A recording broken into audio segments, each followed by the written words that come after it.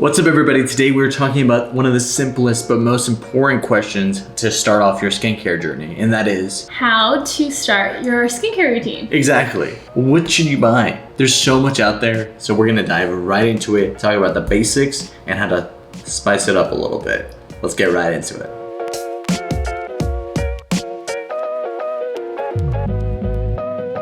First off, we have to talk about cleansers. Cleansers are super important for two reasons. One, they're washing off all the dirty stuff that's gone on your face and your skin during the day. You wash your face just like you wash your body, okay? Showers are important, you gotta shower your face. So cleansers are super important, and the question is, what cleanser do you buy, right? There's probably over thousands of cleansers to buy from. So I will start off by saying it matters of what skin type you have. Personally, I have combination skin. I have dry skin, not sensitive.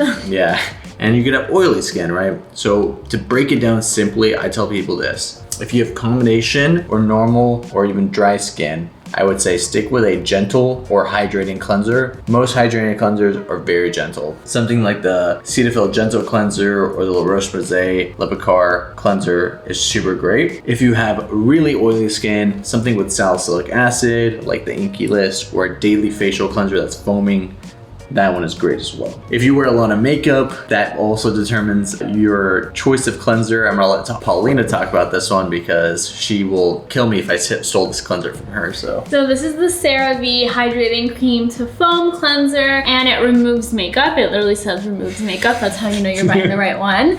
And I was really excited to try this because taking off my makeup at night is like used to be a 10-minute journey. So then I found this cleanser and I started using it, and Chris noticed I would only use it for 10 seconds. And he told me, he's like, try using it for 30 to 45 seconds. To start off, she used it for 10 seconds and tells me that the cleanser's not working. Yeah. Okay, so that's a huge thing, and that's important that she brought that up, is when you're using a cleanser, cleansing for 10 seconds is not doing much, right? I tell people you have to cleanse for, if you're just doing gentle cleanser, 30, 45 seconds. If you have a lot of makeup, 45 to a minute, especially if you have an active ingredient like salicylic acid in it, then you want it to do it for a minute. Think about it, right? You're having an active ingredient in your skin and you wash it away in 10 seconds. It ain't doing much. You're wasting your money. So let it actually sit on your face, massage it in, and then wash it off after about a minute, right? Yeah, no, and I mean, this is amazing. I have really dry and sensitive skin, and this doesn't dry me out. So and we'll put some recommendations of like the cleansers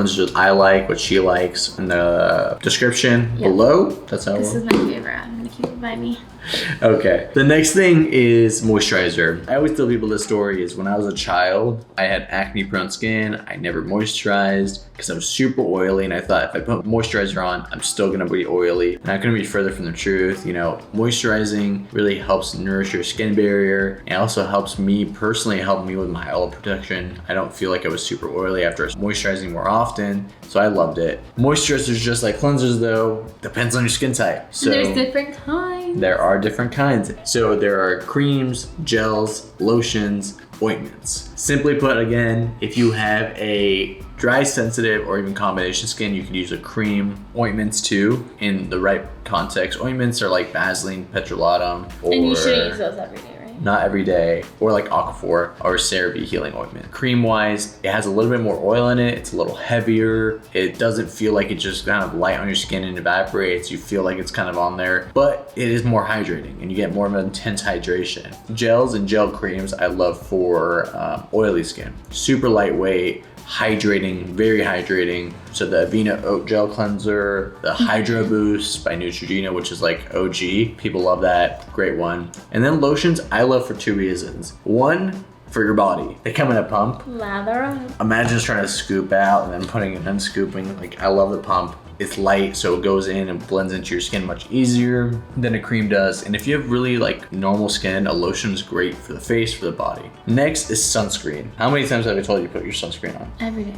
Every day. Every day. If it's snowing outside, what am I gonna tell you? Wear your sunscreen. And then she says you're crazy. But that's not the point, okay? I still wear it. I care about her skin. The reason we care about sunscreen so much is that's the one thing that's gonna prevent you from, one, all the like premature aging from sun damage, and two, skin cancer, melanoma, basal cell, squamous cell, the things that we have to cut out and the things that potentially very much harm you and even kill you. So that's the most important thing for us. When you're picking your sunscreen, just like any other thing in skincare, you want to pick something you use all the time, something you love. There are mineral and chemical sunscreens. We're going to do a little pop quiz on Paulina here. What's the difference? So, Ooh. I know.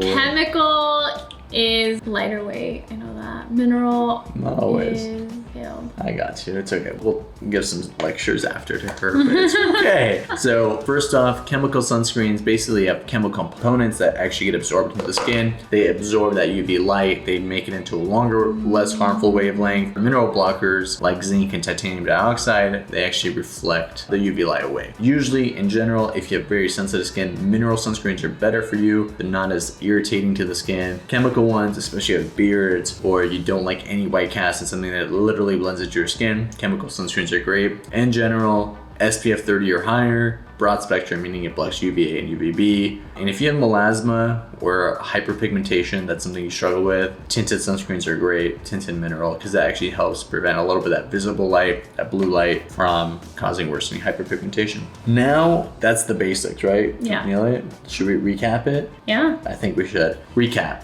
Morning, you're gonna do cleanser, you're gonna moisturize, and then you're gonna put your sunscreen on. But like, what about the rest of the, oh, there it is. There you go. Boom. But what about the rest of the stuff we talk about on social media? Well, we'll get into that too. Two of the biggest ingredients I think that work well in every routine is vitamin C. This one by Glow May Love, I love, and retinol.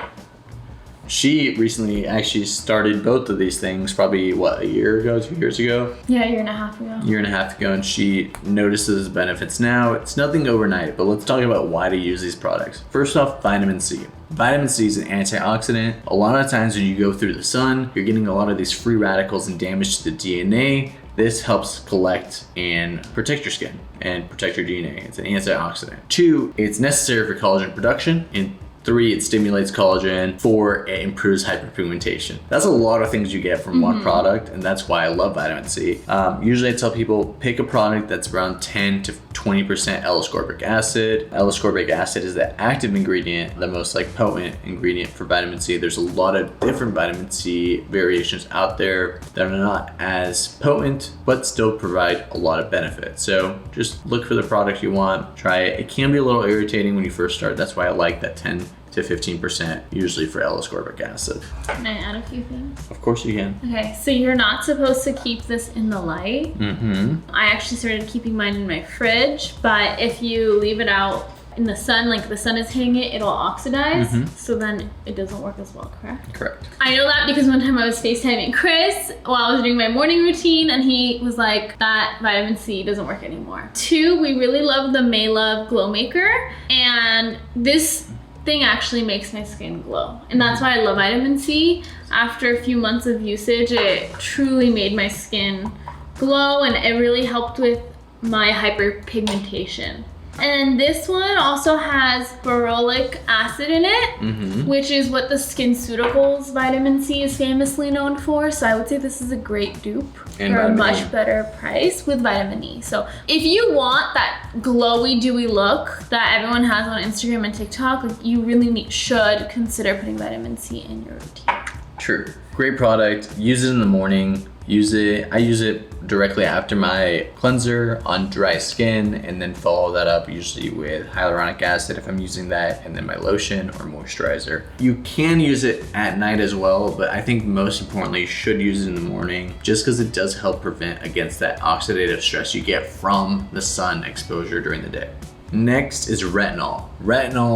Retinoid, retinaldehyde. There's so many variations of retinol that people talk about on social media and online, and I'm just gonna break it down pretty simply for you. So basically, retinoids are a blanket term, right? It's like an umbrella term. And if you break that down, it gets into retinol, which is the baby, and then retinoic acid is like the potent, I'm ready to work, get things going. And then in between you have retinol, retinaldehyde, and your body kind of converts that ingredient to retinoic acid. So most of the prescriptions are active retinoic acid. They're able to work right away, and that's why they're a little bit more irritating. Most of the over-the-counters are retinol, and they're not as irritating, but they work. They just get converted over time in your body.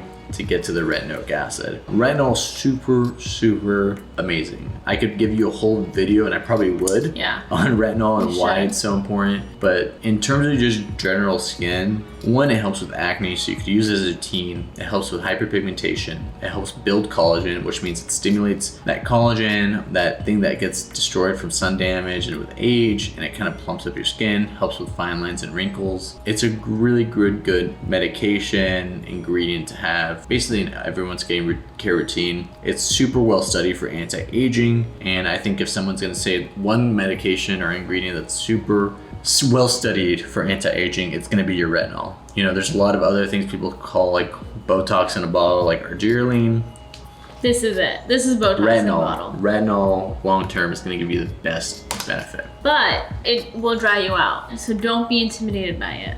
Actually, I tell people most of the time to just expect it's gonna dry out. You push through and your body will get used to it and you'll see the results. Typically 6 to 8 weeks. I tell people to give something before you actually say it doesn't work. So, love retinol.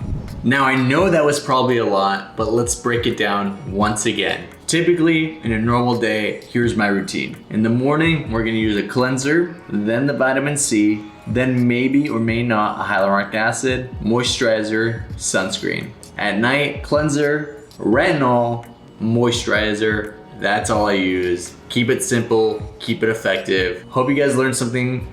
Hope you got advice for the beautiful Paulina. I'll put a lot of the recommendations of all these ingredients down below of what we like, and hopefully catch you on the next one. Drop any questions you have and any other content you guys want me to do, because I'm here to help you guys out. Especially with me. Yes, especially with Paulina. If you guys want to see anything with more makeup directed skincare, she's the girl to try. Like and subscribe. Catch you guys on the next one.